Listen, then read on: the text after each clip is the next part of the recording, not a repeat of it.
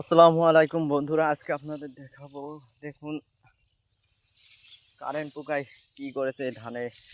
অবহেলার কারণে দেখুন কীটনাশক স্প্রে না করার ফলে দেখুন এই ধানে কারেন্ট পোকায় 5 কাঠা জমিতে প্রায় ধান একমাত্র এখন উপায় পুড়িয়ে দেওয়া, তাছাড়া কোনো উপায় নেই। দেখুন ধানগুলো কি হয়েছে, চারিদিকে ধান। দেখুন দেখুন পাশের জমির ধান, আর দেখুন কারেন্ট পোকায় কি করেছে এই জমিটা। মানে একই অবস্থা, কৃষকের মাথায় হাত। যে কোনো সময় এই কৃষকটা স্টক করতে পারে যদি এই জমিতে আসে নিয়মিত। দেখুন এই 5 কাঠা কি 6 কাঠা জমি হবে, সবই শেষ এই কারেন্ট পোকায়।